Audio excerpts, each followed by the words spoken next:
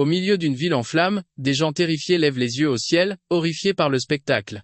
Une créature grotesque se matérialise et ils comprennent rapidement qu'il s'agit d'un prédateur dominant. Une fusion terrifiante de plusieurs bêtes qui les amena à se demander combien de créatures elle avait dévorées. Sans criard, les mâchoires de l'abomination s'ouvrent, accumulant de l'énergie pour une attaque dévastatrice. Elle déchaîne alors le rayon, brisant instantanément les fenêtres des gratte-ciels avoisinants. Le rugissement assourdissant fait crier les civils de douleur, se demandant où sont les héros de la guilde. Dans le chaos qui s'ensuit, une mère affolée implore de l'aide. Sa fille a été laissée derrière dans la tourmente. Les policiers se démènent pour évacuer la zone de danger, ordonnant à tout le monde de reculer. À cet instant, une silhouette mystérieuse émerge des nuages, formant une sphère d'énergie azur.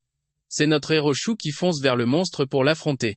Le jeune homme lance son assaut, entrant en collision avec le rayon de la créature dans une explosion massive. La force de l'impact blesse la main de notre héros. Malgré la douleur fulgurante, il reste déterminé, se préparant à poursuivre le combat. Quand le monstre tire une autre salve, il l'esquive de justesse en planant dans le ciel. La bête semble complètement indemne, sans une seule marque sur son corps. Voyant cela, notre héros matérialise une lame d'énergie bleu pur pour le combat rapproché. Shu fonce visant un coup direct à la tête du monstre géant. L'attaque fait mouche et un sourire narquois se dessine sur ses lèvres en voyant la bête reculer. Il atterrit analysant la manière dont la créature manie différentes formes de magie. La tête de l'abomination est blessée mais elle semble toujours redoutable et prête pour un autre round. Il s'imagine comme l'utilisateur de compétences ultimes, capable de maîtriser n'importe quel pouvoir. Dans son esprit, il est le héros dont tout le monde rêve, une figure vraiment grandiose. Mais la scène change radicalement pour un quartier résidentiel paisible et calme. Soudain, sur un pont voisin, quelqu'un crie désespérément à l'aide. Une femme paniquée supplie quelqu'un de sauver sa fille d'un danger imminent. À ce moment, un garçon en cape rouge apparaît, déclarant qu'il est en route pour sauver la petite demoiselle. Les cris frénétiques de la mère pour sa fille résonnent alors que le drame sur le pont s'intensifie. La petite fille est suspendue dangereusement, mais notre protagoniste l'atteint juste à temps. Il la tient fermement, calmant l'enfant terrifié qui sanglote de peur. Le jeune homme lui rend sa petite chaussure en disant « Je suis content que tu sois en sécurité, princesse.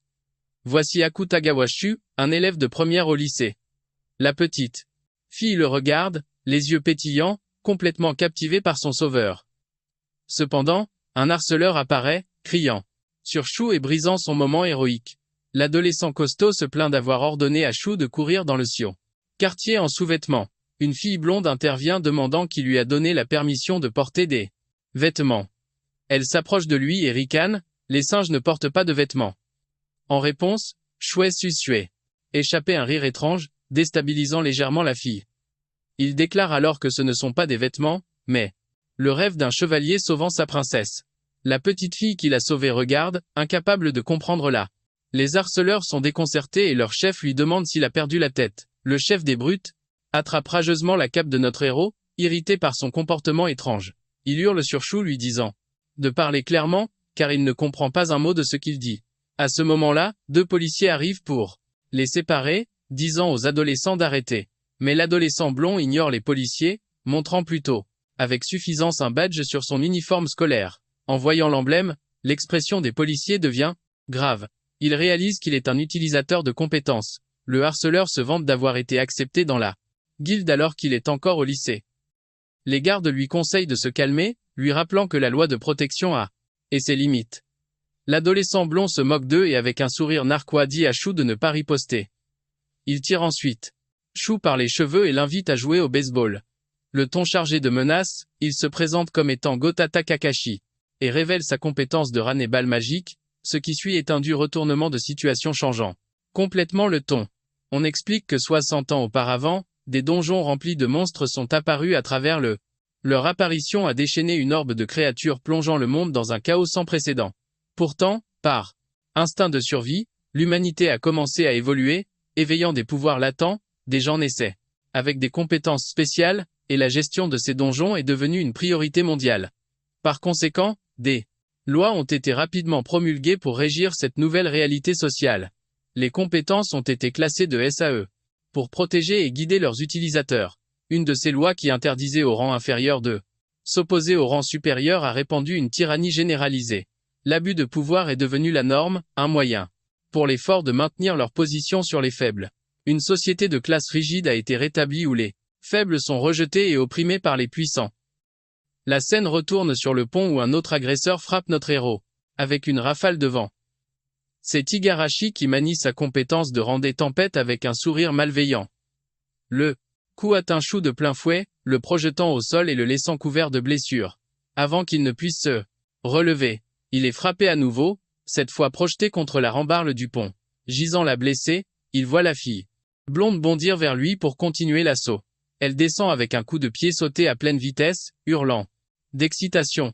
Le garçon est à nouveau touché et elle le nargue pour son incapacité à voler, utiliser la magie, se défendre. Sans pitié, la fille écrase son pied sur la tête de Shu, l'humiliant devant les spectateurs.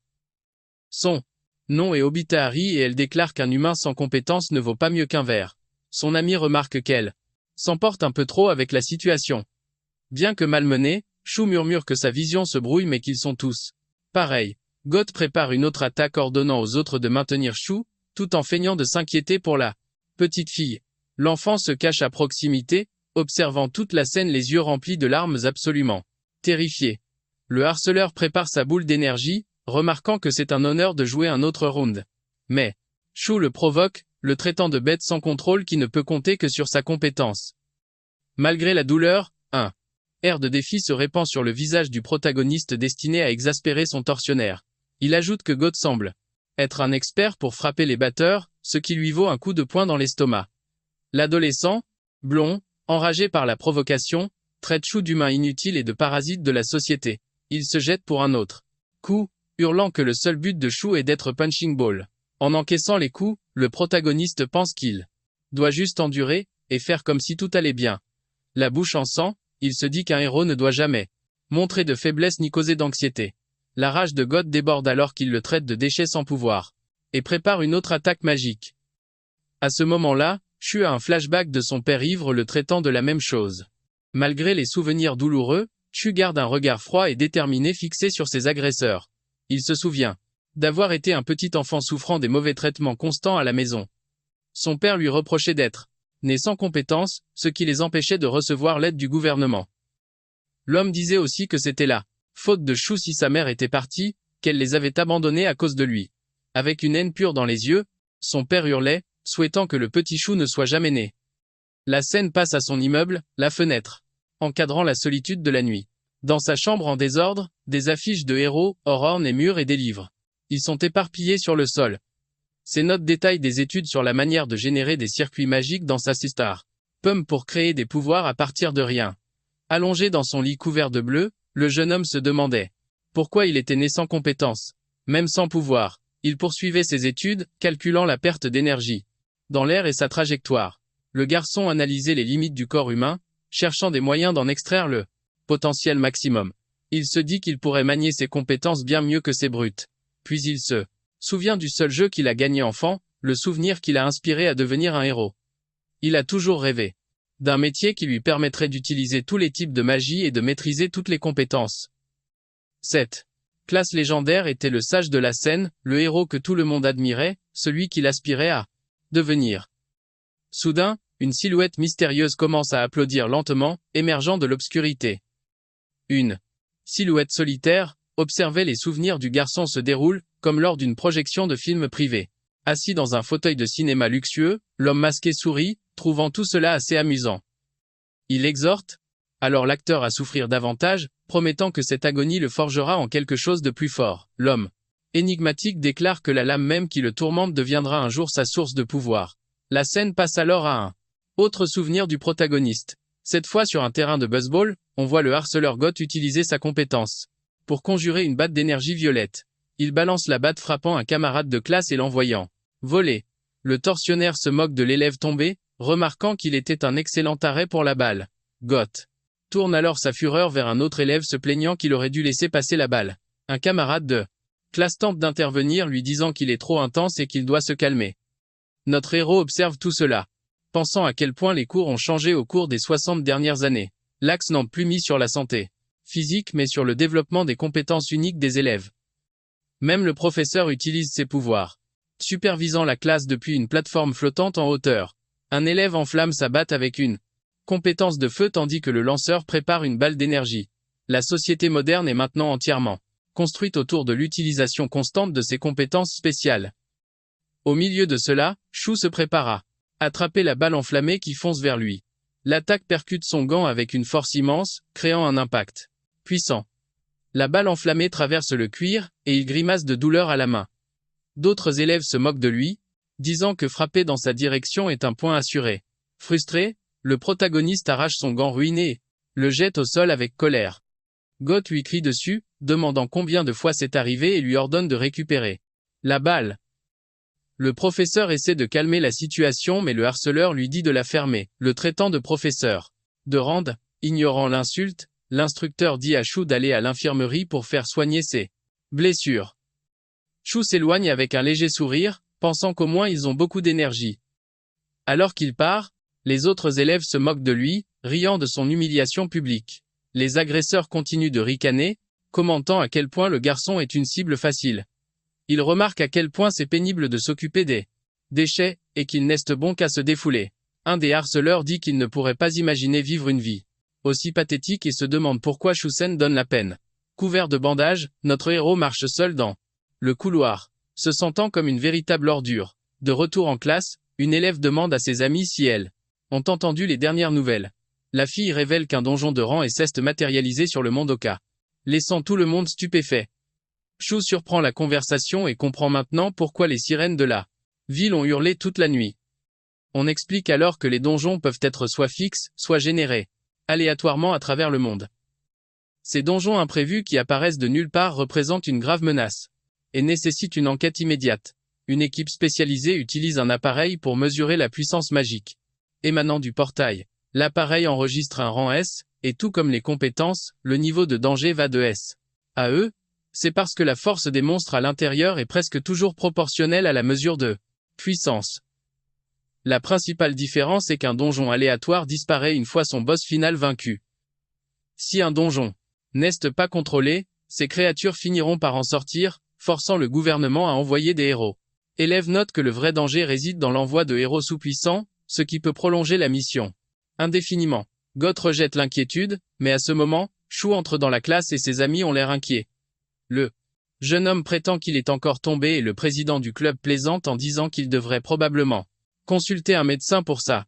Une fille nommée Sasayu qui a une compétence de protection lui demande s'il va bien, remarquant qu'il est toujours blessé. Shu rit, disant qu'il a juste l'habitude de se blesser au même endroit, ce qui déconcerte son ami.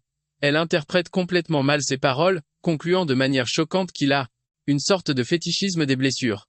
C s'excuse alors de sa propre faiblesse et sort un cutter pour satisfaire les besoins de son ami. Avec une expression folle, elle dit qu'elle le poignarda de toutes ses forces pour l'aider. Le protagoniste panique, insistant sur le fait qu'elle a encore mal compris et que ce n'est pas du tout ce qu'il voulait dire. Il l'arrête lui disant de mettre cette idée de côté et de se concentrer sur la lecture de leur script de club. Mais le président l'interrompt annonçant qu'il a quelque chose de très important à leur dire. Notre héros et son ami le regardent perplexes devant sa soudaine gravité. On explique qu'ils sont membres du club de théâtre, un groupe qui joue sans utiliser de compétences. C'est un petit club, juste 3. Mais le protagoniste y trouve un grand réconfort. Il aime jouer la comédie. Cela lui permet de devenir quelqu'un d'autre et d'échapper brièvement à sa dure réalité. Alors que la journée se termine, le président se prépare à partager une nouvelle très désagréable avec ses amis. Le jeune homme révèle que leur club de théâtre va être fermé, laissant Shu complètement incrédule. Assis à une table, le protagoniste demande une explication, incapable d'assimiler la nouvelle. Son ami explique que le théâtre traditionnel est considéré comme obsolète et que l'école ne voit aucune raison de financer leur club, l'annonce des vastes Shu, le laissant complètement anéanti et sans voix. Pour ne rien arranger, le président ajoute que lui et Sase ont été invités à rejoindre le club de théâtre principal. Avec un sourire triste, il confirme ce que Shu suspectait déjà. En tant qu'étudiant sans compétences, il n'a pas été invité. Bien qu'anéanti, Shu se force à sourire et dit que ce n'est pas grave, car il ne voudrait de toute façon pas de quelqu'un comme lui. Il prend son sac, prétendant qu'il commençait à s'ennuyer du club et de ses limites. Ses amis le regardent avec tristesse et inquiétude, ne croyant pas à son jeu une seule seconde. Le dos tourné, Le protagoniste déclare qu'il en a assez du théâtre et qu'il se va. Il donne une tape sur l'épaule de son ami et lui souhaite bonne chance dans le nouveau club de théâtre. Sa voix claire dans son jeu, réalisant que son sang-paix a dit tout ça pour leur bien. Alors que le soleil se couche à l'horizon, notre héros marche seul dans les rues de la ville, se sentant complètement perdu. Le poids écrasant de sa réalité épaisse sur ses épaules, le laissant sans direction. Soudain, Goth apparaît par derrière, posant une main sur son épaule avec un sourire hostile. Le harceleur le saisit fermement et dit d'un ton menaçant. « Laisse-moi t'emprunter ta tête un instant. » La scène se déplace dans une forêt la nuit, la pleine lune projetant une lueur étrange dans l'obscurité. À l'intérieur du donjon, un garde en armurerie sur le sol, complètement vaincu. Goth réfléchit à voix haute, se demandant comment la sécurité d'un donjon de rang peut être aussi laxiste. Lui et ses amis révèlent qu'ils sont juste de garde jusqu'à l'arrivée de la guilde principale. Marie exprime alors son inquiétude, demandant s'ils sortiront, car entrer dans un donjon, sans permission, est illégal. L'adolescent Blondine Chou expliquant qu'il l'a amené pour qu'il soit le bouc émissaire si les choses tournent mal. Il promet ensuite de négocier avec l'école pour sauver le club de théâtre si leur petite excursion est un succès. Notre héros est surpris, pensant que l'école ne peut pas ignorer la demande d'un utilisateur de rang C. Avec cette promesse en suspens, groupe d'étudiants s'aventure dans le dangereux donjon de Ranguès.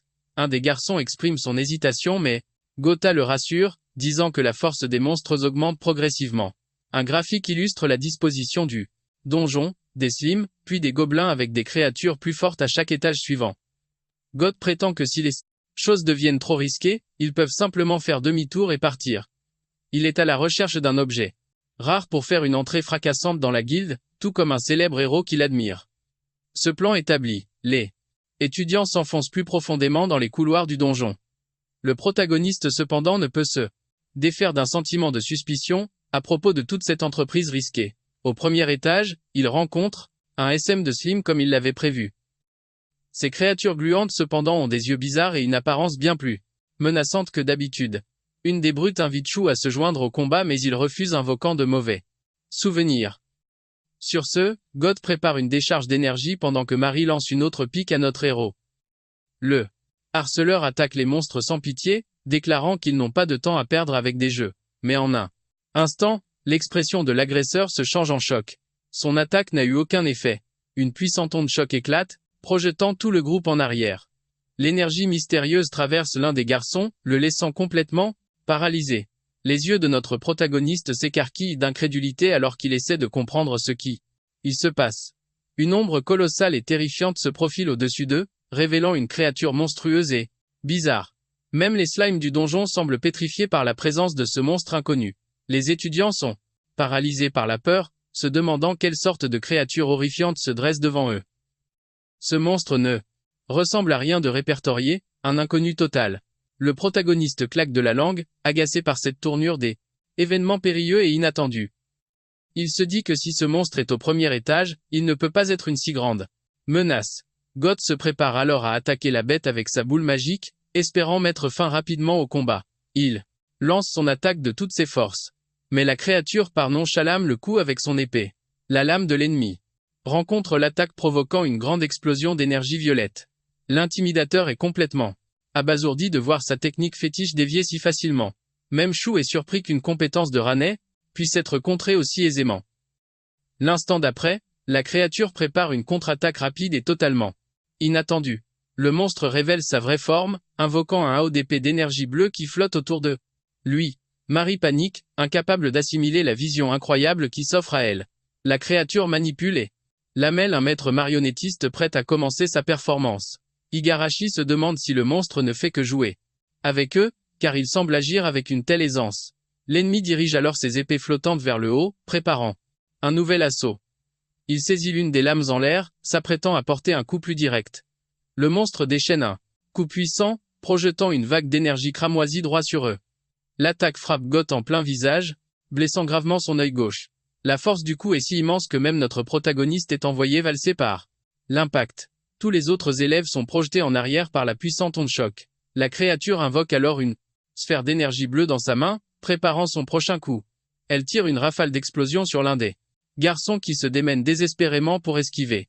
L'élève plonge au sol, évitant de justesse les attaques qui explosent autour de lui. Marie crie alors à Shu de faire quelque chose pour leur fournir une couverture, mais Igarashi se plaint que le plafond balle l'empêche d'utiliser sa capacité à pleine puissance. Notre protagoniste observe la lutte désespérée se déroule avec une expression tendue et inquiète. Soudain, le monstre frappe Marie qui dégringole dans les airs alors que des éclairs bleus crépitent autour d'elle. La créature fixe son œil brillant sur la jeune fille prête pour le coup de grâce. En voyant cela, elle est pétrifiée de choc, ne sachant comment réagir à la menace imminente. Cependant, la jeune fille blonde parvient à stopper sa chute et se prépare pour une contre-attaque aérienne. Utilisant sa capacité de saut, elle pique vers le bas, visant une frappe dévastatrice sur l'ennemi. Mais, le monstre esquive avec aisance et son attaque s'écrase au sol, créant un énorme cratère. Témoin de cela, Igarashi est terrifié, se demandant à quel genre de monstre ils font face. Il enchaîne avec sa tempête de vent, enveloppant l'ennemi dans un vortex d'énergie verte. Mais la créature se défend une fois de plus, utilisant sa lame pour trancher sans effort la rafale. Son œil brille intensément alors qu'il fixe l'étudiant d'un regard mortellement menaçant. Ah! Cela, Igarashi hurle de terreur, réalisant que son attaque était complètement inefficace. À ce moment, Goth les remercie de lui avoir fait gagner du temps et commence à canaliser une nouvelle attaque magique. Il concentre toute son énergie dans ses mains pour une dernière frappe désespérée et puissante.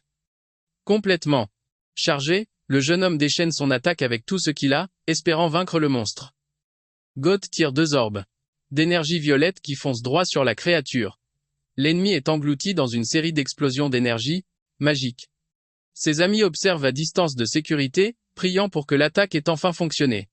Shu garde une expression sinistre alors que la fumée de l'explosion se répand dans la salle. Goth d'effort parvient à sourire et demande si c'était suffisant. Mais la créature émerge de la fumée et se jette en avant avec un coup d'épée d'une rapidité stupéfiante. Dans le reflet de l'œil du monstre, on voit le visage de l'intimidateur déformé par une terreur absolue. Il invoque à la hâte une lame d'énergie pour parer le coup de l'ennemi. L'agresseur crie que c'est incroyable, un monstre aussi fort ne devrait pas être au premier étage. Il remarque alors que la créature ignore complètement notre héros. Shu en déduit que l'ennemi réagit à l'énergie magique, attaquant de manière semi-automatique. La jeune fille blonde demande ce qu'il veut dire par là, ne saisissant pas l'implication. Goth prend conscience que quelqu'un sans pouvoir ne déclencherait pas une attaque. Il ordonne à Shu de le retenir. Le protagoniste hésite, tiraillé à l'idée de sauver l'intimidateur même qui a rendu sa vie misérable. Voyant son hésitation, Goth devient désespéré, présentant des excuses activitives et suppliant de l'aide. Shu pense que c'est une façon égoïste de s'excuser, mais il décide d'agir quand même. Il s'élance et enlace la créature bizarre par derrière, essayant de l'immobiliser. Shu que les abandonnés ne le rendraient pas meilleur que disant à l'adolescente blonde d'attaquer maintenant. Mais l'agresseur affiche un sourire cruel et traite notre héros de parfait idiot. La scène révèle que l'intimidateur se tient loin du combat sans aucune intention d'aider. Notre protagoniste jette un regard en arrière, complètement trahi par son camarade de classe, Goth disant qu'une personne sans pouvoir ne pourrait jamais être un vrai héros. Il continue ses riant à Shu de bien s'amuser à jouer avec un monstre. À ces mots, la créature tourne son attention vers le protagoniste qui lutte pour la retenir. Les yeux du monstre s'embrasent alors qu'il pense que les sans compétences n'ont même pas le droit de rêver. L'instant d'après, la créature se tord et empale le dos de notre héros avec sa main. Le jeune homme est soulevé dans les airs, pensant qu'il ne peut même pas rêver d'être un héros. Le corps de l'ennemi est éclaboussé du sang du protagoniste alors qu'il le regarde horrifié. Soudain, la scène change. Une main gantée semble offrir quelque chose à une autre. Avec cela, les yeux de Shu se transforment et sa perspective sur la situation semble se déformer. Il se retrouve seul sur une scène de théâtre baignée par la lumière d'un unique projecteur. Le jeune homme balaie du regard, l'auditorium vidé se demande où il est. Une silhouette sombre émerge de derrière les rideaux, remarquant que sa performance était incroyable. L'homme masqué est assis dans le public, déclarant que Shu est le talent qu'il recherchait. Il le traite ensuite avec moquerie de comédien de première classe. Le mystérieux personnage révèle qu'il s'intéresse vivement au jeune homme depuis un certain temps. Pour cette raison, il a orchestré toute la situation pour le tester personnellement. Le protagoniste se demande si cet homme est assez puissant pour contrôler le monstre du donjon. Cette même créature est affalée sur l'un des sièges du théâtre. L'air tout abattu. L'homme dit que le garçon a trahi son dernier acte de gentillesse en souhaitant le désespoir. Mais Shu rétorque qu'il est trop tard pour ça. Il a Toujours su que ça finirait ainsi. Avec un sourire satisfait, l'homme masqué dit que c'est précisément ce qu'il voulait entendre. Il accuse le jeune homme de faire semblant d'avoir de l'espoir tout en cachant sa vraie nature. Notre héros croise son regard avec une expression sérieuse et déterminée. Restant silencieux, l'homme mystérieux dit qu'il a le rôle parfait à jouer pour quelqu'un comme Chou. Le protagoniste est confus, incapable de comprendre la proposition de l'étrange personnage. L'homme masqué explique qu'il a regardé des comédies pendant si longtemps qu'il a fini par... Il affirme que l'imagination humaine est limitée et incapable de créer quoi que ce soit de vraiment original. Mais un jour, il a eu une révélation qui allait complètement changer sa vision du monde. Le personnage a réalisé que la vie, non scénarisée d'un humain, était la forme ultime de divertissement, et que la plus grande comédie de tout est de voir quelqu'un abandonné par le destin voir ses rêves brisés. Chou comprend alors son rôle, disant que c'est ce qu'il est devenu pour le divertissement de cet homme. Cependant, l'homme masqué insiste sur le fait que le garçon a complètement mal compris la situation.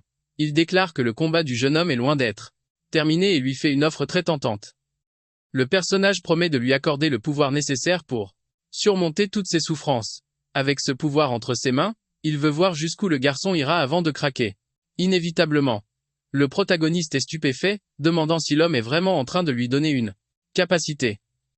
Le personnage répond de manière énigmatique, oui et non. Il rappelle alors au jeune homme l'attaque du monstre, suggérant qu'il aurait dû réaliser la vérité. Maintenant, l'homme révèle que son familier l'a attaqué, parce qu'il possède déjà le pouvoir latent d'une compétence. Ce qu'il offre vraiment, c'est la clé pour débloquer et utiliser correctement ce pouvoir caché. Le jeune homme réfléchit à son passé, admettant que l'homme avait raison à propos de son désespoir, mais il affirme que s'il avait vraiment abandonné, il ne se serait pas accroché à une façade des poires si longtemps. Avec une nouvelle détermination, le jeune homme décide de réécrire le scénario de sa propre tragédie. Face au personnage mystérieux, notre héros accepte l'offre, déclarant qu'il se battra pour lui. Mais avec un sourire en coin, il prévient que le scénario ne se déroulera pas comme l'homme s'y attend. Une réponse que l'homme masqué semble apprécier. Instantanément, tout le décor du théâtre se brise autour d'eux et il commence à chuter dans un vide sombre. La créature du donjon tend la main vers l'homme masqué tel un serviteur loyal, obéissant. L'homme mystérieux se penche simplement en arrière dans son fauteuil, l'air parfaitement satisfait du spectacle. Notre protagoniste atterrit fermement sur le sol du périlleux et sombre donjon. Il jure de sortir des profondeurs et de montrer à l'homme à quoi ressemble une vraie tragédie. Un léger sourire effleure les lèvres de l'homme masqué en entendant la déclaration audacieuse du garçon. Avec un sourire étrange, il se dit que la performance de ce jeune homme est en effet très intéressante. La scène revient à la forêt où les agresseurs commentent nonchalamment que la fin de Chou était inévitable. God se plaint que le gars a été inutile jusqu'au bout, ne servant même pas de bon défouloir. La jeune fille blonde ajoute avec une pointe de tristesse qu'il était son jouet préféré à l'école. L'intimidateur considère alors ses prochaines cibles envisageant de s'éprendre aux amis de notre héros. Igarashi mentionne qu'il aime les filles de première année, et suggère qu'il pourrait s'amuser un peu avec elles. Soudain, une voix mystérieuse émane de l'ombre, les traitant de pathétiques pour n'être que de simples suiveurs. À ces mots, les trois voyous se retournent complètement choqués par l'apparition soudaine. Goth regarde, incrédule, demandant si la personne qui se tient devant eux est réellement en vie. Notre protagoniste émerge appuyé contre un arbre, une main pressée sur sa poitrine blessée. Il dit que si ce n'était qu'une question de le tourmenter, il aurait pu laisser passer. Mais avec un regard sombre, il prévient qu'il ne pardonnera pas les deux assassins qui l'ont envoyé. Igarashi est Stork qui va achever qui et prépare une attaque devant. L'agresseur est furieux qu'il ait survécu, hurlant que Chou n'a pas été assez amoché. Il déchaîne alors sa rafale devant de toutes ses forces avec l'intention de finir pour de bon. Mais notre héros dévie sans effort l'attaque d'un simple geste de la main. Le souffle de vent est redirigé, s'écrasant contre les arbres de la forêt avec une force explosive. Dans le reflet des yeux des Igarashi se voient les conséquences de l'attaque sur son propre visage, déformé par un choc total, il est projeté au sol par l'impact et regarde le protagoniste terrifié. Chou déclare alors que les gens comme lui, qui oppriment les faibles, sont l'incarnation même d'une société de classe. Le jeune héros le regarde de haut. Dit tu n'as rien tout comme moi avant. Igarashi reste au sol. Incapable d'assimiler l'incroyable tournure des événements, la fille blonde stupéfaite demande si notre héros vient d'utiliser une capacité. Goth réalise que le pouvoir est du même type que celui de ses amis, mais bien plus puissant. Avec une expression sinistre, Chou les pointe du doigt, et annonce que la pièce de la vengeance est sur le point de commencer. Il utilise ensuite la même capacité de vent pour frapper l'agresseur à terre. Le protagoniste déchaîne l'explosion avec un regard froid et déterminé, bien décidé à rendre la douleur. L'attaque frappe Hershey de plein fouet, et il hurle d'agonie sous la puissance écrasante de la compétence. L'agresseur s'effondre à genoux, complètement vaincu, tandis que les autres regardent en silence abasourdis. Goth et Mary sont sans voix, témoins du garçon sans compétence doté d'une puissante capacité. La jeune fille blonde cependant esquisse un léger sourire glacial semblant savourer avec une lueur étrange et excitée dans les yeux.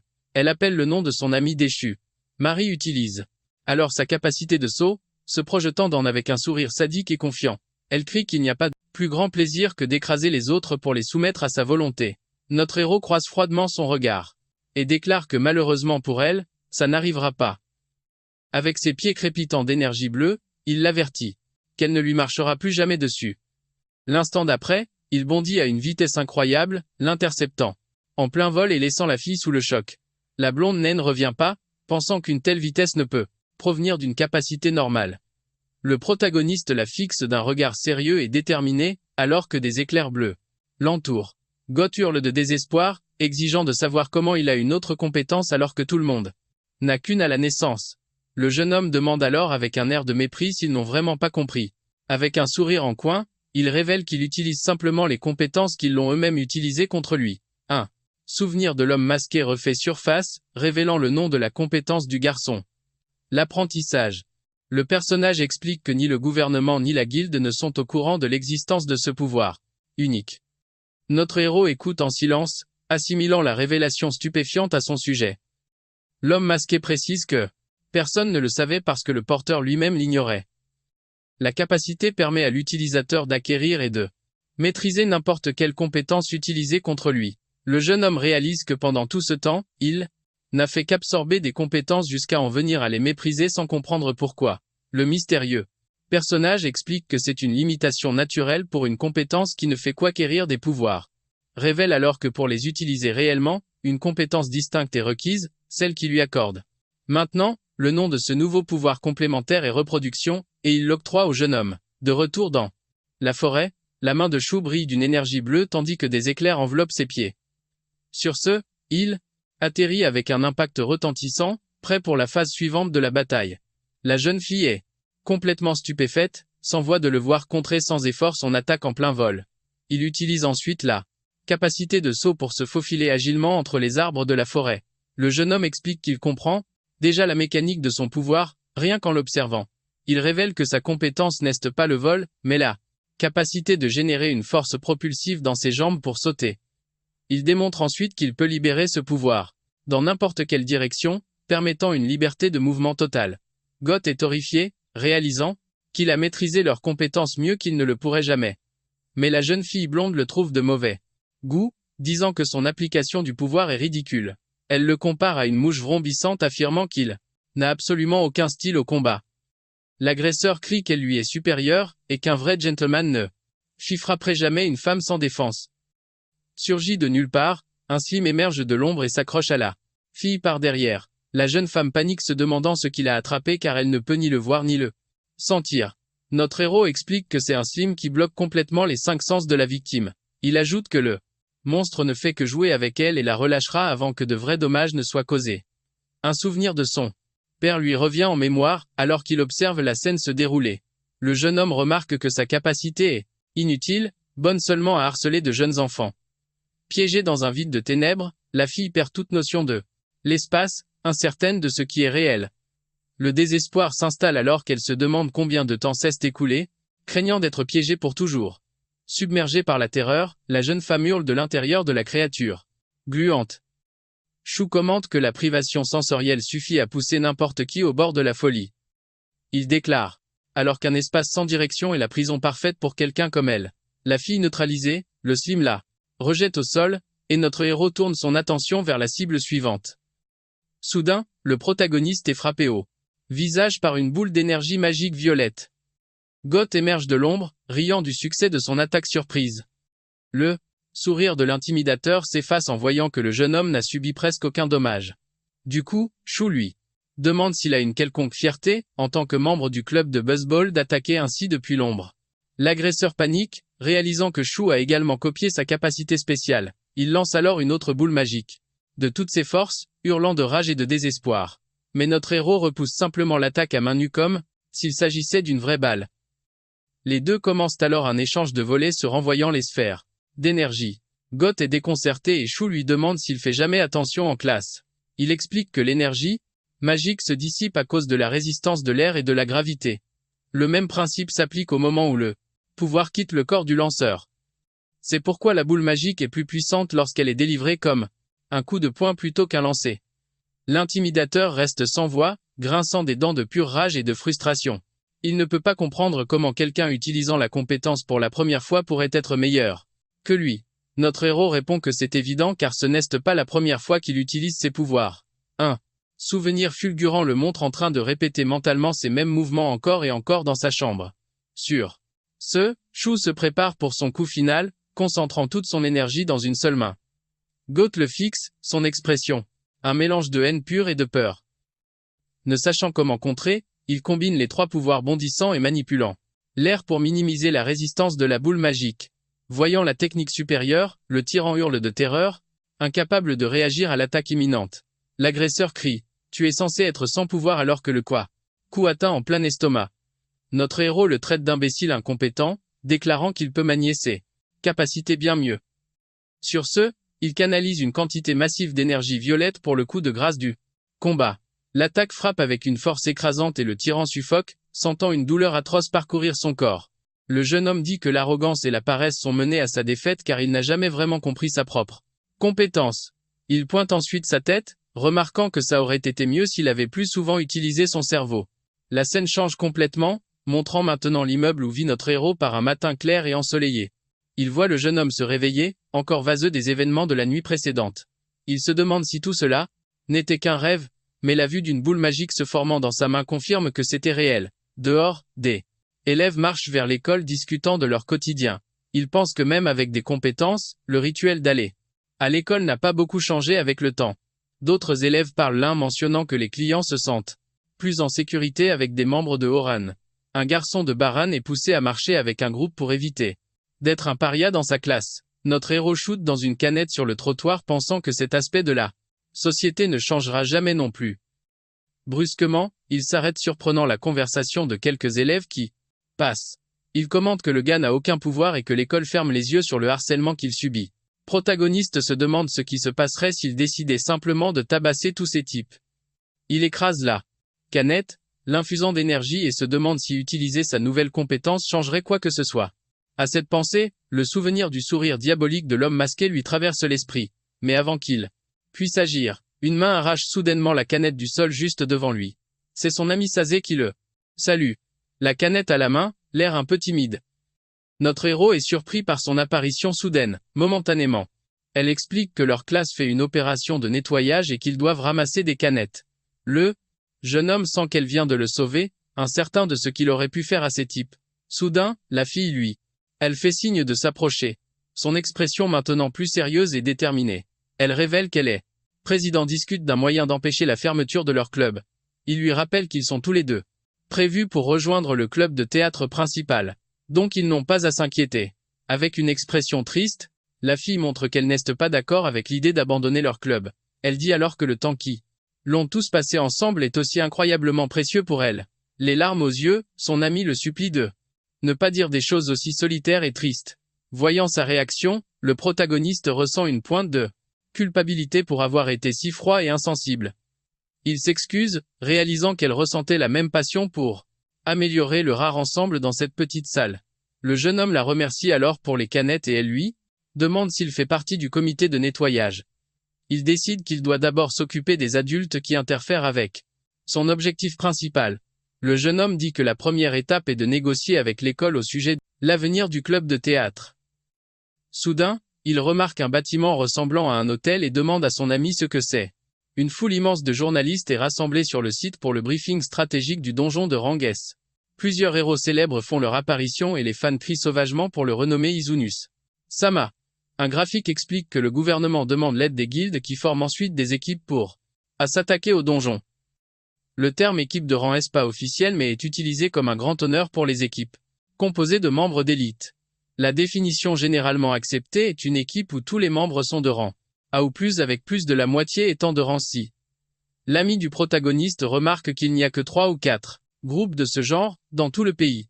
Notre héros a alors un flashback de l'homme masqué et de la créature du donjon de rang S. Cela laisse le jeune homme perdu dans ses pensées, traitant silencieusement toutes ces nouvelles informations. Son ami remarque son expression distante et lui demande si quelque chose ne va pas, mais il nie. Rapidement, de loin, une silhouette mystérieuse observe les deux élèves depuis une voiture noire et à l'intérieur du véhicule, une femme aux cheveux violets et portant un masque les observe avec un regard sérieux. Elle semble reconnaître la fille, pensant que ce ne peut pas être celle qu'elle soupçonne. De retour en classe, le professeur saisit la rare occasion de faire une annonce. L'instructeur se tient devant la classe, un livre à la prêt à annoncer la nouvelle importante du jour. Il annonce que toute l'école observera l'opération de l'équipe de rang au donjon. Notre protagoniste rumine la nouvelle pendant que ses camarades de classe célèbrent le jour de congé inattendu. Il se retourne alors et demande si Goda est à l'hôpital puisqu'il est absent aujourd'hui. La fille blonde le fusille du regard, disant qu'il a un sacré culot de parler si calmement après ce qu'il a fait. Avec une expression froide, le jeune homme la regarde en retour sans montrer aucune émotion. Il rétorque alors qu'ils ont aussi parlé calmement après tout ce qu'ils lui ont fait. La fille montre le slim perché sur sa poitrine et exige qu'il fasse quelque chose. Il répond que la compétence ne fait qu'invoquer la créature. S'il ne part pas, c'est qu'il a dû s'attacher à elle. La fille rétorque que se faire un ami qui ne se soucie pas de la hiérarchie sociale est une bonne chose pour lui. Elle pense alors que celui qui ignore vraiment la hiérarchie se trouve juste devant elle. Le jeune homme ignore son commentaire et dit que God est censé aller quelque part après sa sortie de l'hôpital. Aujourd'hui, la fille blonde s'énerve et crie qu'elle n'en sait rien, insistant sur le fait qu'elle n'est pas la petite amie du tyran. Le professeur intervient alors disant à la fille de garder son bavardage pour après le cours. La jeune femme rougit de honte en le regardant avec une expression légèrement modifiée. Elle lui dit de sains souvenirs et le jeune homme se demande ce qu'il a fait pour mériter sa colère. La scène passe ensuite à une usine abandonnée située loin de la ville. À l'intérieur, un groupe d'hommes attend quelqu'un, se remémorant le passé. L'un d'eux il souvient d'un temps où son jeune frère pleurait parce qu'il ne pouvait pas jouer au busball. Ils se vantent d'avoir réglé leur compte au brut qui l'embêtait, mais admet maintenant en avoir honte. C'est le grand frère de Goat qui le traite de mouviette et lui demande s'il a raison. Le tyran apparaît avec ses amis et s'excuse auprès de son frère pour les événements récents. Il supplie son frère de le venger car il ne peut plus bouger correctement depuis leur dernier combat. L'aîné disant que les mouvites qui deviennent arrogantes, ça l'énerve vraiment. Il se présente comme God Kenji et révèle sa compétence de rambier. La scène revient ensuite devant le donjon où l'équipe de héros de rang est rassemblée. Le chef expose leur stratégie, une ligne de front de 4 avec une équipe de soutien de 3. Derrière eux, il ordonne aux membres féminins de faire le plein d'objets de récupération pour toute l'équipe. Femme masquée observe de loin, louant silencieusement l'efficacité du jeune chef. Au milieu de la foule, un élève bouscule les autres pour voir les héros de plus près. Dans la bousculade, une fille est renversée par terre. Ses affaires s'éparpillant devant tout le monde. Les autres élèves la dévisagent, choqués par le manque de respect flagrant de leurs camarades envers les héros. La jeune femme pense que le garçon vient de manquer de respect à des héros de rang, et c'est qu'il est fini. L'élève reste au sol, mortifié et ne sachant pas comment réagir à la situation. À ce moment, le chef de l'équipe s'approche d'elle avec un sourire doux et lui tend la main. La femme masquée observe la scène de loin avec une expression sérieuse et légèrement méfiante. Le héros s'excuse pour la collision, d'autres membres de son équipe viennent l'aider. La fille tombée pense qu'il ne ressemble en rien aux utilisateurs arrogants de Horan auxquels elle est habituée. Le chef de l'équipe se tourne alors vers la foule, remerciant tout le monde d'être venu montrer son soutien. Il dit qu'il espère que les élèves utiliseront ce dont ils ont été témoins, aujourd'hui comme motivation pour leur propre avenir. Notre héros observe tout cela, se demandant si atteindre un rang élevé donne la sérénité de se soucier des autres. Un professeur dirige ensuite tout le monde vers la place principale, pour le discours du directeur de l'école. Le protagoniste reste en retrait, perdu dans ses pensées à propos de tout ce qu'il vient de voir et d'entendre. Il ressent un sentiment de familiarité lancinant avec la femme masquée mais n'arrive pas à la situer. Un narrateur explique que la conquête des donjons commence avec les routines de la vie quotidienne. Notre héros se glisse derrière un arbre pour éviter d'écouter le discours ennuyeux du directeur. Soudain, son amie apparaît, l'ayant trouvé en train de se soustraire à ses devoirs scolaires. Elle le taquine, disant qu'il est plus délinquant qu'elle ne le pensait pour sécher comme ça. Il lui demande si elle a le droit d'être ici et elle répond que tout le monde suppose déjà qu'elle est malade. Son ami lui demande alors s'il regardait fixement la femme masquée dans la foule tout à l'heure. Il confirme et la fille suppose qu'il est déjà épris de la mystérieuse héroïne. Elle marmonne alors à voix basse que les hommes préfèrent toujours les femmes avec des atouts plus grands et plus impressionnants. Réalisant ce qu'elle vient de dire, la jeune femme a une petite crise de panique totalement choquée par elle-même. Elle prétend voir un nid de guêpes s'exclamant que si elle se fait piquer, ses propres atouts pourraient grossir. Le jeune homme lui crie dessus, soulignant qu'elle parle par fragments insensés. À ce moment, une voix venant de la forêt interrompt leur dispute. Le directeur est au milieu de son discours sur l'importance de la vie quotidienne dans la conquête de donjons. Soudain, une énorme boule de feu éclate dans la zone, et les élèves crient de terreur. Les élèves regardent horrifiés, complètement déconcertés par ce qui se passe. Notre héros et son ami se mettent à l'abri derrière un arbre et voient que le directeur est en grand danger. Le grand frère de Goth arrache le mégaphone au directeur et crie sur les élèves rassemblés. Il annonce que le discours ennuyeux est terminé et que tout le monde va maintenant lui prêter attention. Il utilise alors sa capacité pour tracer une ligne dans la terre séparant les élèves. La foule d'élèves est terrifiée par la démonstration de force brute des tyrans. L'un d'eux le reconnaît comme étant le grand frère de Goth, l'élève le plus fort de l'école. L'agresseur lance alors un défi. Si quelqu'un veut partir, il devra passer par lui. Goth supplie son frère de ne pas aller trop loin, mais l'adolescent plus âgé semble indifférent à son image. Il dit que son frère est faible de se soucier de ce que les autres pensent de lui. L'homme tourne alors son attention vers notre héros, disant que son petit frère lui doit une faveur. Il prétend qu'un déchet comme Chou n'est même pas sur son radar, mais Sen prendra sa famille est une autre affaire. Tenant le mégaphone, il crie qu'il doit faire un exemple de ce qui arrive à ceux qui le défient. L'agresseur déclare alors que Chou recevra 10 coups de poing de chaque élève de l'école. Notre héros observe la scène se dérouler en silence, l'expression sérieuse et teintée d'inquiétude. Le frère de Goth menace d'incinérer tous les élèves si le jeune homme ne se montre pas. Son ami l'appelle, inquiète, mais il se ressaisit pour s'avancer et affronter le tyran. Il apparaît devant l'agresseur qui lui dit d'être un bon petit punching ball. Le jeune homme reste silencieux un instant, tandis que la poussière tourbillonne à ses pieds. D'un regard froid, il demande au tyran, et on s'est déjà vu. L'agresseur est complètement décontenancé par la question inattendue. Il s'approche, se collant au visage de Chou et lui demandant s'il est sérieux. En un éclair, notre héros assène un puissant coup de pied au visage du tyran. L'homme est projeté au sol par la force du coup complètement sonné. Son ami, il est choqué par la violence soudaine et crie son nom alarmé. Il l'attrape par la main et lui dit qu'ils doivent courir. Maintenant, un des élèves crie au tyran que le gars s'enfuit après les avoir tous abandonnés. L'agresseur récupère son mégaphone. Son visage un masque de pure rage et de frustration. Il réalise alors que le garçon a complètement volé la scie vedette à la performance qu'il avait si soigneusement préparée. Un sourire mauvais se dessine sur son visage alors qu'il regarde notre héros s'éloigner, pensant que ça devient intéressant. Un des élèves se demande pourquoi le gars ne se montre pas, déclenchant le chaos.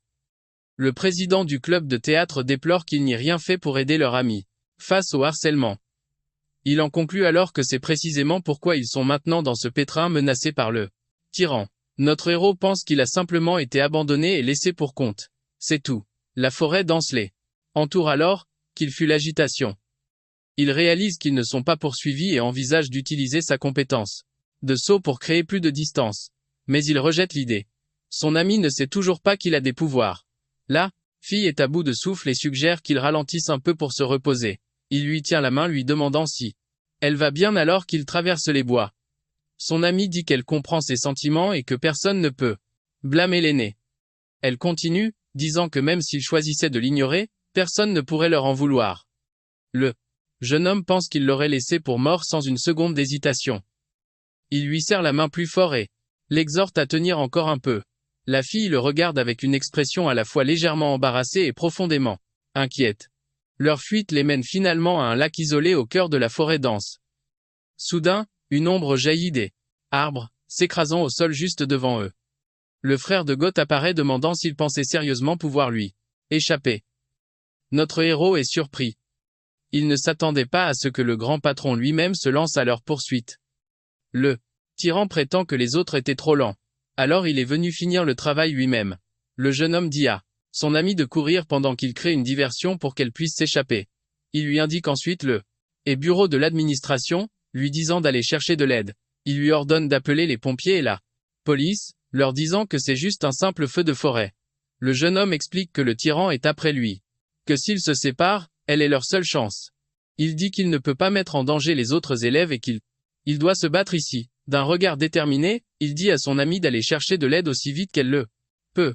La fille hoche la tête, les larmes coulant sur son visage, mais dit qu'elle doit faire une chose avant de partir. Elle active alors sa capacité, plaçant une barrière protectrice autour du corps de notre héros. Le pouvoir de la jeune femme matérialise un bouclier qui réduira les dégâts entrant pendant une courte période. Elle lui dit au revoir, lui disant de faire attention alors qu'elle part en courant chercher de l'aide. Avec un sourire en coin, le jeune homme la remercie et se tourne pour affronter le frère de Goth. Le tyran note que sa compétence semble être un buff défensif qui atténue les dégâts. Il révèle alors sa propre capacité d'acier, qualifiant sa protection de version inférieure. Notre héros réalise que le pouvoir de l'agresseur durcit son corps jusqu'à la consistance du métal. Le jeune homme accepte le défi disant qu'il verra si sa capacité est vraiment aussi inutile qu'il le prétend. Sur ce, il utilise la compétence de la tempête, lançant une puissante rafale de vent sur son ennemi.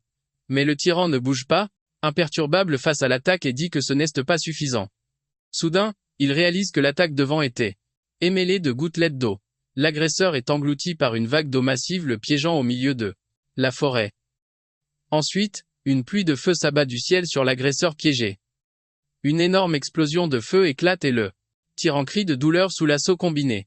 De loin, les autres élèves regardent le spectacle se demandant pourquoi il s'est soudain mis à pleuvoir. Les élèves lèvent les yeux au ciel, confus, l'un d'eux remarquant la verse soudaine. La combinaison de l'éau et du feu provoque une énorme explosion de vapeur dans la forêt. L'agresseur comprend maintenant que le jeune homme a utilisé les eaux du lac, que tout cela faisait partie de son plan. Le protagoniste se dit qu'il a réussi à attirer la cible principale et que les professeurs peuvent s'occuper du reste. Il dit qu'il ne se soucie pas de ceux qui l'ont ignoré, il se soucie des gens qui ont été gentils avec lui. Meurtrier.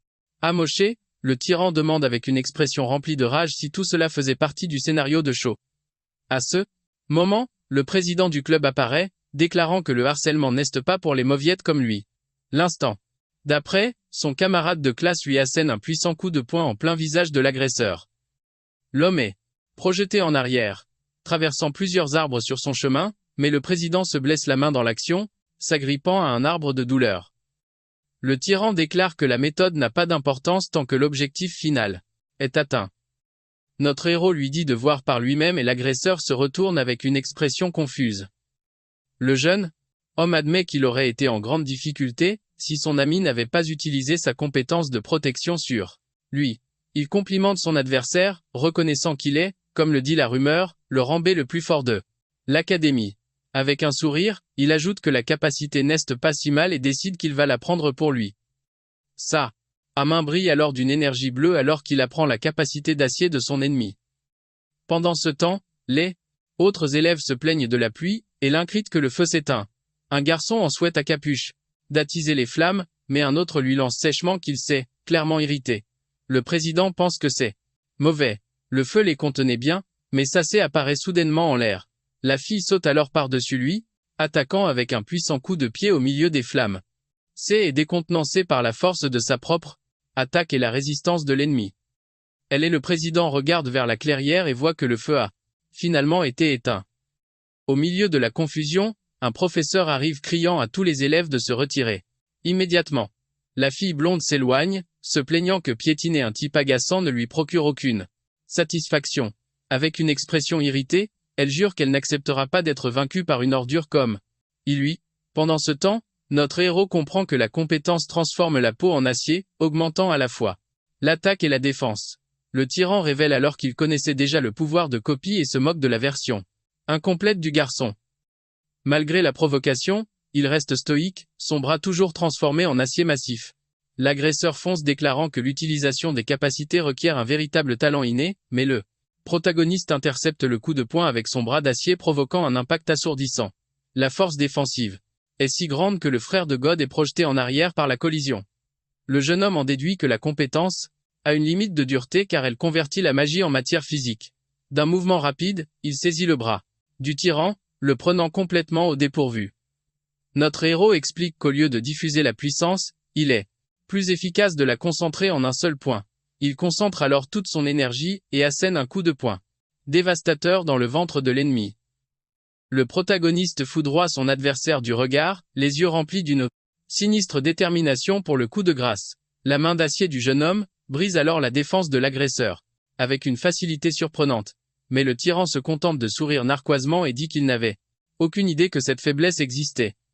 Il serre alors le bras de notre héros avec une force inattendue et surprenante. Chou le regarde confus demandant ce qu'il veut dire par là, ne comprenant pas sa réaction. Le tyran le tient fermement et Chou demande à quoi tout cela rime. Soudain, le protagoniste suffoque, réalisant qu'il a été frappé par une onde de choc interne de l'ennemi. Sur ce, l'agresseur le plaque au sol et lui assène un coup de poing brutal en plein visage. À terre et blessé, il sent la douleur de l'attaque, mais son bras d'acier reste actif et prêt. Sans un instant de pause, l'homme le frappe dans le dos et le coup d'un coup sec et précis. L'impact fait reculer notre héros en titubant, incapable de trouver son équilibre. L'agresseur se vante que malgré la dureté, il a toujours l'avantage sur lui en tant que rambé. Épuisé, le protagoniste s'effondre au sol, peinant à reprendre son souffle pour continuer le combat. Le tyran se plaint que c'est pénible quand les barres comme lui et son ami ne connaissent pas leur place. Il leur ordonne alors d'agir comme les faibles qu'ils sont, car ils ne font que le gêner. Notre héros pense qu'il pourrait gagner facilement, s'il combinait la compétence d'acier avec ses autres attaques, mais il décide qu'il doit le vaincre de la manière la plus humiliante possible pour que la leçon soit retenue. L'agresseur trouve cela amusant et le met au défi de régler ça avec un combat à main nue. Avec un sourire, il dit au jeune homme d'y aller, lui permettant même de viser ses points vitaux. Le défi accepté, le protagoniste fonce vers son ennemi, prêt pour une bagarre. En courant, il se concentre pour focaliser encore plus sa puissance pour le prochain coup. Son bras d'acier semble devenir encore plus grand et plus redoutable qu'avant. Il sait qu'il doit concentrer la compétence à sa limite absolue pour percer la défense de son adversaire. Le jeune homme lance alors un coup de poing de toutes ses forces. Un impact d'énergie massif. Mais l'agresseur se contente de ricaner et demande si un moustique vient de se poser sur lui. Le tyran saisit alors le bras de notre héros de toutes ses forces, préparant une contre-attaque. Il utilise une technique spéciale, utilisant tout son poids pour plaquer Chou au sol. La force de l'impact fait cracher le protagoniste, le laissant complètement sonner. L'agresseur ricane que peu importe à quel point il copie la compétence, ce ne sera toujours qu'une pâle imitation. Se vante d'être le seul à pouvoir vraiment maîtriser la compétence, et se prépare à le piétiner. Sans pitié, l'homme écrase sa botte sur la tête du garçon, l'humiliant davantage. Mais notre héros parvient à s'écarter d'un coup de pied en roulant et se remet sur ses pieds, prêt à continuer le combat. Le tyran le nargue en disant qu'il n'a jamais eu la moindre chance et qu'il l'a même laissé viser ses points vitaux. Avec un air de détermination sinistre, Sheesh se relève et déclare que les conditions sont enfin remplies. L'agresseur est confus et le jeune homme lui demande quel était le nom de la technique qu'il vient d'utiliser. Il récite alors le nom bizarre de la technique que l'agresseur avait crié avant d'attaquer. Sur ce, le protagoniste se moque de lui, demandant s'il a vraiment inventé un nom pour son attaque. L'agresseur est enragé par la provocation et serre les poings. Son visage un masque de pur. La fureur gravée sur son visage. Il le traite de misérable et se prépare à charger à nouveau. L'homme se précipite en avant, hurlant de rage face à l'humiliation. Avec une expression froide, notre héros le traite d'idiot et prépare sa contre-attaque. Cette fois, le coup de poing du protagoniste percève d'acier et touche le tyran en plein dans le mille. Le coup perce un trou dans l'estomac de l'agresseur, brisant sa compétence protectrice. L'homme hurle d'agonie et s'effondre à genoux, complètement vaincu par ce seul coup. Il n'arrive pas à croire que ses attaques aient été inutiles et se demande comment cela a pu arriver. Notre héros demande alors s'il veut savoir pourquoi sa puissance d'attaque a soudainement grimpé en flèche. L'agresseur le regarde confus et le jeune homme dit qu'il a mal jugé la situation. Le tyran est encore plus déconcerté et le protagoniste révèle que c'est sa défense qui a été augmentée. Dans un flashback, il explique que le premier coup de poing a activé la compétence de protection de son ami. Chou précise alors que pendant que le tyran baissait sa garde, il augmentait rapidement sa maîtrise. Avec une sphère d'énergie brillant dans sa main, il rappelle à l'agresseur qu'il a traité sa compétence de nulle. L'homme est abasourdi par la révélation et a des sueurs froides sans voix. Sur ce, notre héros déclare que la compétence inférieure, et nulle, était en fait celle du tyran. Vaincu, l'agresseur s'affale au sol et Shu lui dit de jurer qu'il ne les dérangera plus jamais. Mais l'homme claque juste de la langue, son visage un masque de purée de frustration. Notre protagoniste prépare alors son poing d'acier et le menace disant que c'est la fin du chemin. Soudain, une nouvelle silhouette apparaît dans la clairière, interrompant la confrontation entre les deux étudiants. Le jeune homme jette un coup d'œil et est complètement choqué par la scène qui s'offre à lui. Goth apparaît, tenant son ami en otage et s'excuse avec un sourire récurrent de douceur, alors que son frère est vaincu. Au sol, Shu hurle le nom de la fille désespérée. L'adolescent blond le menace alors disant qu'il sait exactement ce qu'il doit faire pour la sauver. Notre héros est figé, grinçant des dents dans une rage pure et impuissante. Même en danger, son ami le supplie de ne pas s'inquiéter pour elle et de se sauver. Le jeune homme lève les mains en signe de reddition alors qu'elle crie son nom, morte d'inquiétude, mais avec un air sombre, il dit qu'il ne peut pas faire ça, et accuse Goth d'avoir abandonné tout le monde. Le frère de Goth se relève péniblement, disant que le garçon a fait quelque chose d'inutile, mais que c'était bien joué. Il crie alors que c'est mieux que d'être considéré comme une ordure de bar. Pendant ce temps, l'ami du protagoniste reste otage, son expression empreinte d'inquiétude.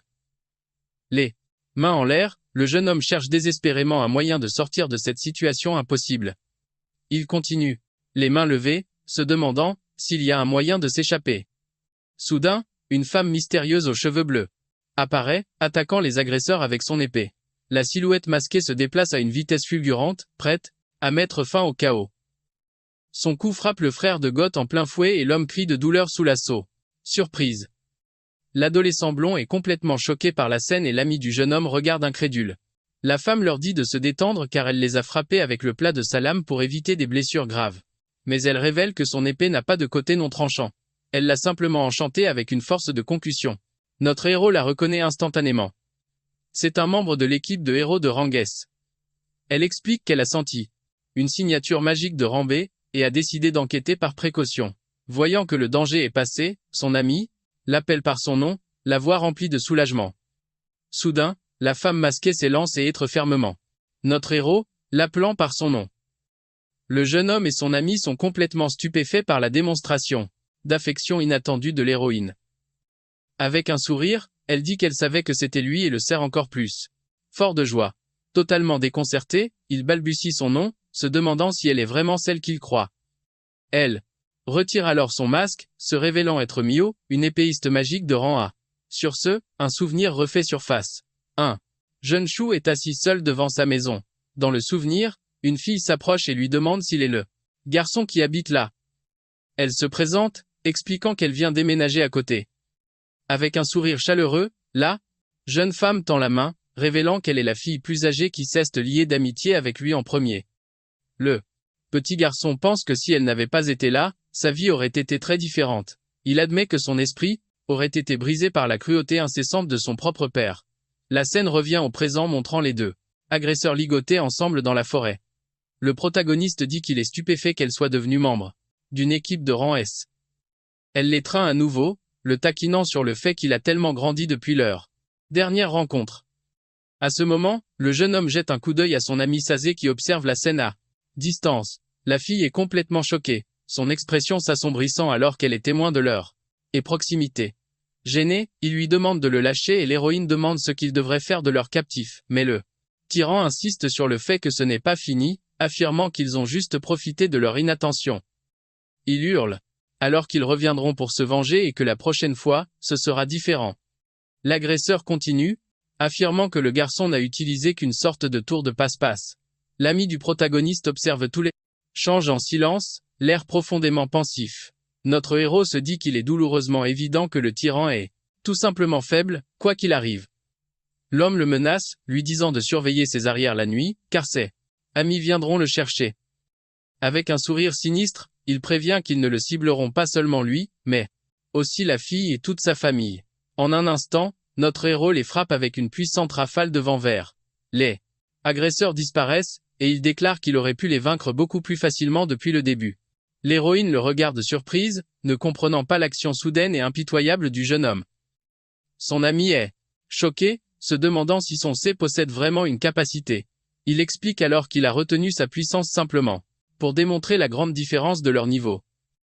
Avec un regard sombre, il prévient que si l'agresseur montra nouveau l'escroc, il sera éliminé. Les deux voix sont complètement terrifiés par la menace inattendue et glaçante du protagoniste. L'ami de notre héros continue d'observer son expression remplie d'une profonde inquiétude face à la situation. Mio déclare que les Ors sont protégés par la loi mais que cela ne leur donne pas le droit de troubler la paix. Elle les menace alors disant qu'en tant que rat, elle prendra les mesures appropriées contre eux. Le frère de Goth balbuse de peur, assurant à l'héroïne de Orang qu'il a compris. La situation étant résolue, le groupe se tient en silence pendant que les agresseurs sont placés en garde à vue. Il est expliqué que ceux qui ne comptent que sur le rang sont intrinsèquement faibles face aux vrais puissants de la société. Alors que les tyrans sont emmenés, il pense qu'il voulait démontrer une nette différence de pouvoir. Il réfléchit alors que changer la société n'en est pas si simple et que Mio serait toujours hors de sa portée. Le protagoniste pense qu'il n'aurait jamais imaginé revoir son ami d'enfance. La scène change pour l'immeuble de notre héros par un matin très ensoleillé. Le jeune homme ouvre la porte de son appartement, l'air encore à moitié endormi. Soudain, Mio est là, tenant une assiette de petit déjeuner et le saluant avec un sourire joyeux. Il est complètement abasourdi de la voir chez lui, agissant comme si c'était parfaitement normal. Soudain, elle lui demande s'il a commencé à aimer la mayonnaise, ce qui ne fait qu'ajouter à sa confusion. On voit alors plusieurs repas disposés sur la table, ce qui implique qu'il avait l'habitude de manger souvent ensemble. La scène change, montrant la fille blonde à la table du petit déjeuner avec une mine renfrognée. Notre héros et son ami Sazé sont également présents et l'atmosphère est lourde d'une tension gênante. Avec tout le monde réuni, le jeune homme se demande comment diable la situation a pu devenir aussi bizarre. Il est expliqué que tout a commencé quelques jours plus tôt lorsque Mio est venu lui rendre visite pour la première fois. Dans un flashback, Chu demande si nettoyer le donjon de rang prendra vraiment autant de temps. Me explique que les mécanismes du donjon sont uniques et que la guilde s'attend à être postée en ville pendant environ un mois. Le protagoniste est confus par le terme mécanisme se demandant si elle veut dire qu'elle n'a pas rencontré les monstres. Il repense à l'ennemi qu'il a affronté, se demandant si quelque chose comme ça est considéré comme anodin pour une équipe de rang S. L'héroïne mentionne qu'elle a été surprise d'apprendre qu'il vivait seul maintenant. Le jeune homme répond qu'elle peut probablement deviner la raison. À cela, son ami d'enfant simplement la tête en silence tout en faisant la vaisselle dans l'évier. Il fait remarquer que beaucoup de choses peuvent changer en séant et qu'ils n'étaient que des enfants à l'époque. Mio commente alors qu'il a aussi beaucoup changé et en mieux. Elle le prend alors au dépourvu en lui demandant quand il est devenu capable d'utiliser des à capacité. Le jeune homme savait qu'elle le demanderait, mais son ami lui dit que ce n'est pas grave s'il ne veut pas en parler. Il révèle alors que ce n'est pas qu'il le cache, mais il craint les conséquences si les gens venaient à le découvrir. Un souvenir de l'homme masqué lui traverse l'esprit, et il ressent un besoin instinctif de garder son secret. Ne sachant pas quoi dire, le protagoniste se contente de tenir sa tasse en restant silencieux un instant. Avec une expression sérieuse, Miu révèle que sa capacité magique est de niveau B, voire peut être de niveau A. Notre héros est complètement choqué par cette révélation et écoute avec une attention captivée. Elle explique qu'un tel rang de puissance s'accompagne d'une immense responsabilité et que les guildes se disputent férocement de tels talents. Nous dit alors au protagoniste qu'il devra réfléchir à la manière dont il compte utiliser ce grand pouvoir qu'il possède. Cela laisse Chou profondément pensif se demandant comment il devrait manier sa capacité. Est nouvellement découverte. Il se demande si quelque chose changerait vraiment s'il se contentait de tabasser tout le immonde avec ses pouvoirs. Son ami d'enfance l'observe en silence, semblant comprendre son conflit intérieur. Après une longue pause, il dit qu'il a enfin pris une décision sur ce qu'il doit faire. Soudain, elle lui fait une proposition lui demandant si elle peut venir lui préparer le dîner tous les jours. Le jeune homme est surpris et demande comment cela fonctionnerait avec ses devoirs dans l'équipe de rang S.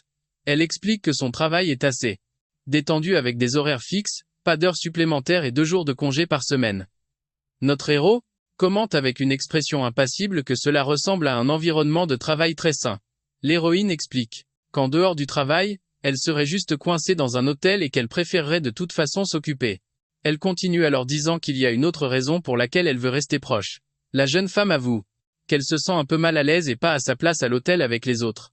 Avec un sourire, elle dit qu'elle se sent beaucoup plus à l'aise en faisant les choses chez lui. Le jeune homme glousse, remarquant qu'elle a toujours les pieds sur terre comme dans ses souvenirs. La scène passe ensuite au club de théâtre alors qu'il pense au problème qu'il doit résoudre. Il révèle alors à ses amis qu'il peut maintenant utiliser une capacité spéciale et unique. Le président du club est stupéfait demandant si son ami a vraiment une capacité maintenant. Il s'enthousiasme demandant si cela signifie qu'ils peuvent tous rejoindre le club de théâtre principal ensemble.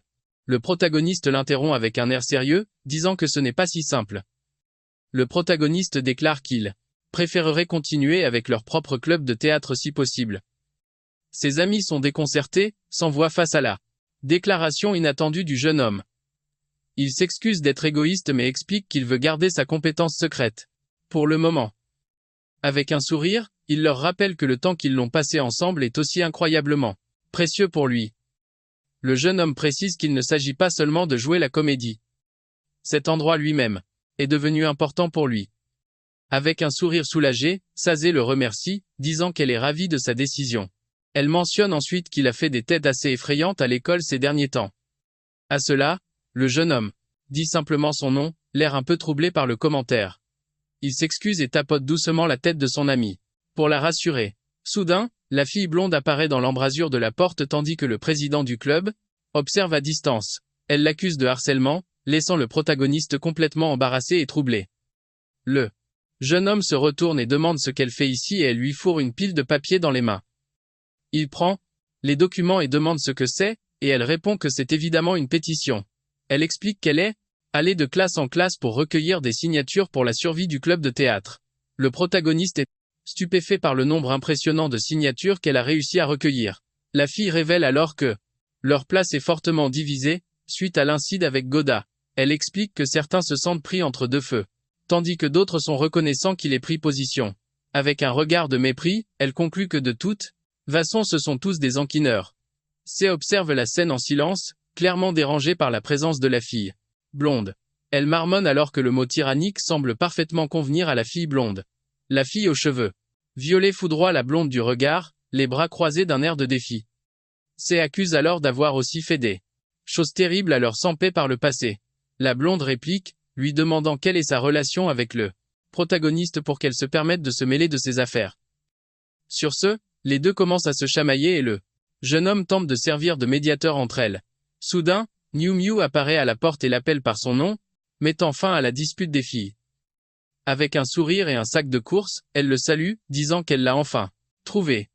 Tout le monde est surpris et le protagoniste demande pourquoi son amie d'enfance est à l'école. Elle explique qu'elle était sortie acheter des ingrédients pour le dîner, et pensait qu'ils pourraient rentrer ensemble. Les deux autres filles sont choquées, se demandant ce qu'elle veut dire par dîner et rentrer ensemble. Avec un sourire chaleureux, Mio invite ses amis à se joindre à eux s'ils veulent aussi dîner. Les deux filles ont des visages méfiantes, et s'envoient face à cette invitation inattendue. Et il est expliqué que c'est ainsi qu'ils se sont tous retrouvés dans cette situation gênante autour de la table du dîner. La fille blonde remarque alors qu'il a une épouse en visite. Ce qui trouble le jeune homme. Avec un regard dédaigneux, elle le traite de bête, disant qu'il est moins qu'un humain normal. Cela déclenche une crise de jalousie de la part de l'amie aux cheveux violets qui serre fermement sa fourchette. Avec une lueur folle dans les yeux, elle dit qu'elle est une bonne cuisinière et suggère de cuisiner avec la chair de la bête. La fille blonde trouve cette idée intrigante, remarquant qu'elle pourrait très bien s'entendre. Pendant ce temps, le président du club observe de loin, pensant qu'il a bien fait de décliner l'invitation à dîner. Le protagoniste panique et cherche l'aide de Mio, mais elle se contente de regarder avec un sourire amusé. Avec une expression tranquille, elle dit qu'elle se sent plutôt soulagée par toute cette situation. Le protagoniste est confus par sa réponse et son ami d'enfance se rapproche de lui. Avec un doux sourire, elle lui demande s'il s'amuse en un moment. Face à tout cela, le jeune homme reste sans voix, un air de surprise sur le visage, incapable de répondre à sa question. La scène passe ensuite à plus tard dans la nuit et il réfléchit au fait qu'il n'a pas pu lui répondre à ce moment-là. Il dit au revoir à ses amis devant son immeuble et rentre à l'intérieur. Le protagoniste pense. La société est toujours gangrenée par la discrimination, et que rien n'a vraiment changé. Assis dans son salon, il examine la pétition que la fille blonde a réussi à organiser pour le club. Il réalise que d'autres élèves lui sont en fait reconnaissants d'avoir tenu tête au harceleur. Tenant la pétition, il a le sentiment que sa vie est enfin sur un point de changer pour le mieux. Mais un mois passe et le ciel de la ville est gris et pluvieux. Un mauvais présage Le jour du départ du groupe de rang s'approche et le jeune homme regarde pensivement par la fenêtre. Soudain, son téléphone portable sonne, et il répond ne reconnaissant pas le numéro. Le téléphone à l'oreille, son expression se transforme en un choc total à la nouvelle qu'il reçoit.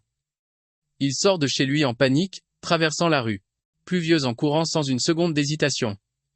À l'autre bout du fil, le père de Mew révèle que la jeune femme était rentrée chez elle il y a quelque temps. Il dit ensuite qu'elle est actuellement aux soins intensifs à l'hôpital général. Et le jeune homme sprinte pour le rejoindre. Le père explique que l'opération lui a sauvé la vie mais son état reste critique. La voix brisée, il révèle qu'ils ont trouvé des preuves de violence physique sur le corps de sa fille. Le protagoniste est abasourdi, luttant pour comprendre ce que cela pourrait bien signifier. Soudain, il entend un cri à l'autre bout du fil et appelle le père de Mew alarmé. Les cris persistent puis la ligne se coupe, laissant le protagoniste dans un état de panique totale. Il se tourne vers l'hôpital se demandant si quelque chose de terrible arrive à la famille de Mew. Les larmes aux yeux, il court aussi vite qu'il le peut vers l'hôpital. Utilisant sa compétence de saut, il se souvient que les soins intensifs sont aux 5 étages du bâtiment. À l'intérieur, il trouve les parents de Mew ligotés et pris en otage par un homme mystérieux. Son père dit qu'il avait entendu des rumeurs mais n'aurait jamais imaginé que la manipulation de l'information était si réelle. La mère demande alors s'ils vont être éliminés pour protéger l'image des hauts gradés. L'homme au casque lui dit de se taire et en retour, il ne leur prendra pas la vie. Il explique qu'ils ont un statut social important, ce qui compliquerait leur simple élimination. Soudain, une énergie sombre enveloppe l'un des otages qui pousse un cri de douleur. L'homme révèle que sa compétence lui permet d'extraire et d'effacer les souvenirs des gens. Il prévient ensuite que les souvenirs sont traires et peuvent refaire surface au moindre déclencheur. Sur ce, l'homme se prépare à effacer tous les souvenirs qu'ils ont de leur fille. Il propose de les placer dans des établissements distincts pour garantir un secret absolu. Le père de Mew est horrifié, réalisant jusqu'où ils sont prêts à aller pour protéger les hauts gradés. L'homme dit qu'ils peuvent nommer un nouveau président pour leur entreprise depuis leur nouvelle résidence. Il leur promet alors une généreuse protection de l'État en échange de leur coopération. La mère de Mew devient hystérique, criant qu'elle préférait mourir plutôt que de vivre comme ça. Son mari la regarde avec une expression grave et inquiète, ne sachant pas comment répondre. D'un ton froid, l'homme répète que les éliminer serait trop compliqué. Soudain, notre héros apparaît dans la pièce enveloppée d'une aura verte et pointe du doigt l'homme au casque. Il explique que sa compétence ne peut pas effacer le son, mais qu'elle peut masquer sa présence au sein d'une tempête. Le jeune homme utilise le vent pour étouffer ses mouvements, ce qui lui permet de s'approcher sans être détecté. Le bruit du vent et du verre brisé camoufle complètement son entrée. Il se prépare ensuite à utiliser le bruit ambiant pour dissimuler une attaque surprise contre l'ennemi. La mère de Mew le voit et lui crie désespérément d'arrêter, de ne rien faire d'imprude. Le protagoniste est surpris, ne comprenant pas la réaction de panique de la femme. L'homme au casque se retourne pour lui faire face, l'air légèrement surpris par son arrivée. Le père de Mew l'orte alors à se retirer, l'avertissant qu'ils seront pourchassés s'ils tentent de s'échapper.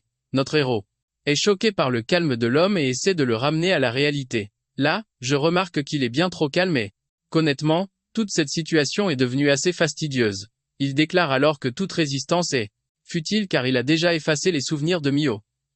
Avec un regard de haine pure et sans mélange, Chou foudroie l'homme du regard, refusant de croire ce qu'il vient d'entendre. Les parents de la fille sont complètement anéantis, sans voix face à la terrible nouvelle. Avec un sourire cruel, l'âge dit que si tout le monde oublie, alors personne ne se sentira seul à la fin. Il révèle ensuite que la fille aurait dû tout endurer en silence au lieu de parler. Les parents de Mew le regardent avec des expressions de haine pure et de dégoût face à ses paroles. L'homme prétend qu'elle a laissé une brèche dans leur force de combat et n'est maintenant rien d'autre qu'un déchet social. D'un ton insensible, il la compare à des ordures ménagères que le gouvernement doit collecter et éliminer. Le père de Mew est furieux de ces paroles, le traitant de misérable et de parasite dégoûtant. L'âge dit que sa colère s'estompera et que la seule joie que lui procure son travail est de voir cela se dérouler. Avec un regard de haine pure, chouille l'homme qui a brisé la vie de son ami et de sa famille. À l'extérieur de l'hôpital, le jeune homme s'appuie contre un pilier complètement anéanti.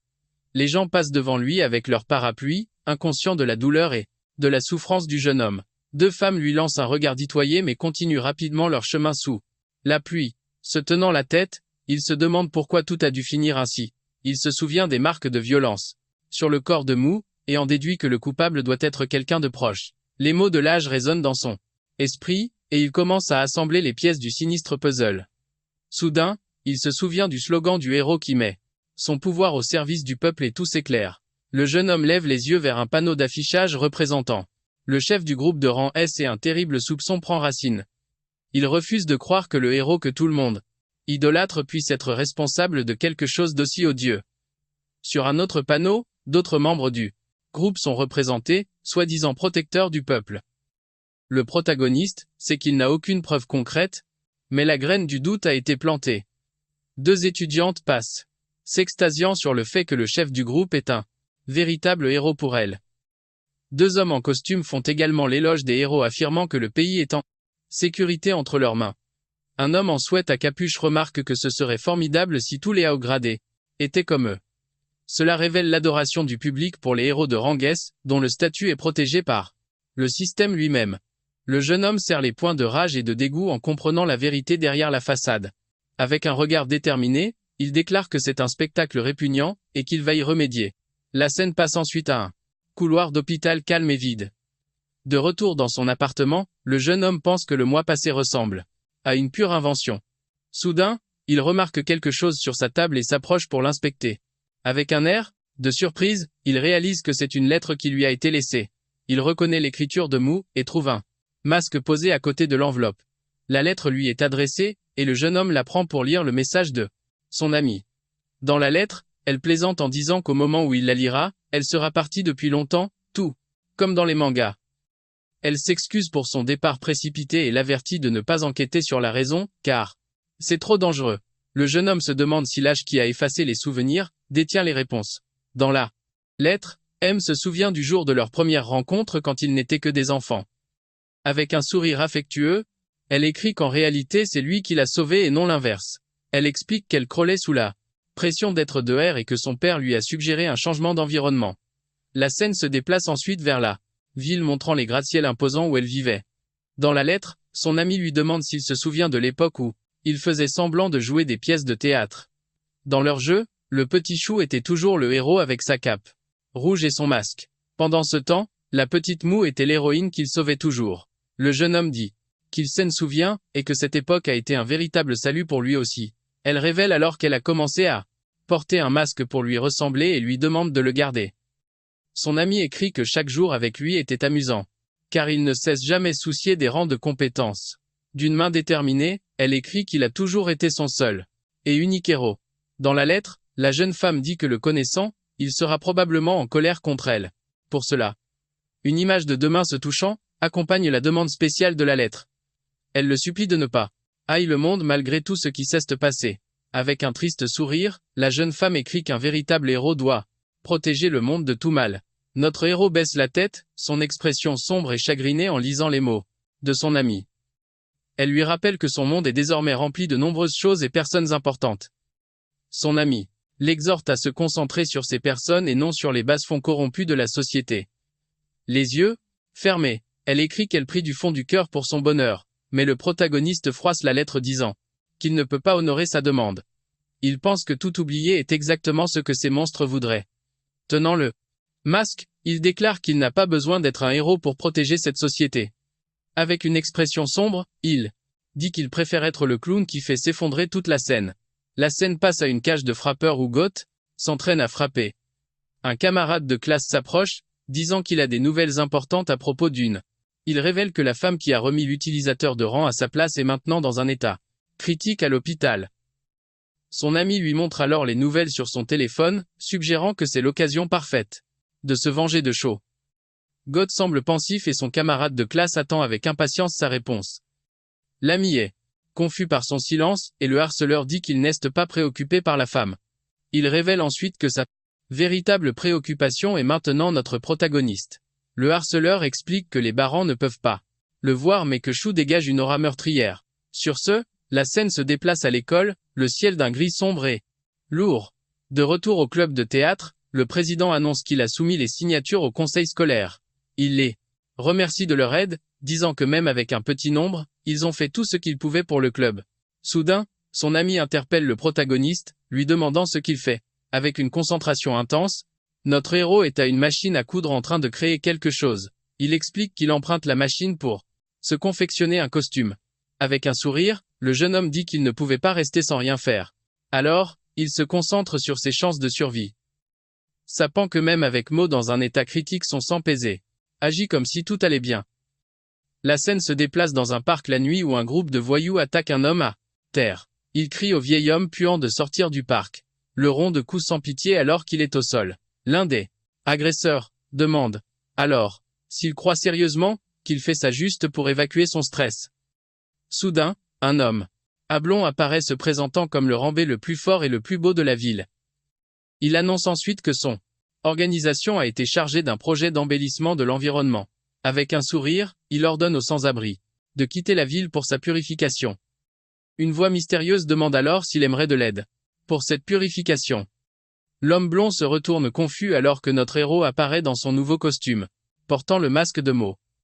Il demande alors si le nouveau venu est un ami du vieil homme aussi la juste pitié.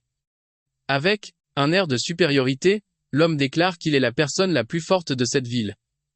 En un éclair, Chou frappe l'agresseur avec une puissante boule magique violette. Le coup atteint l'homme en plein visage, l'envoyant voler sous la force de l'impact. Les autres voyous sont choqués et crient le nom de leur chef déchu. Sur ce, il utilise sa compétence déchaînant une puissante explosion d'énergie qui abat tous les voyous restants. Le chef du groupe tente de négocier, lui offrant un poste de direction dans son opération à l'échelle de la ville. Même blessé, l'homme dit que nettoyer la ville des personnes de Baran procure une sensation incroyable. À bout de patience, notre héros assène un coup de poing dévastateur au visage de l'agresseur, le mettant chaud.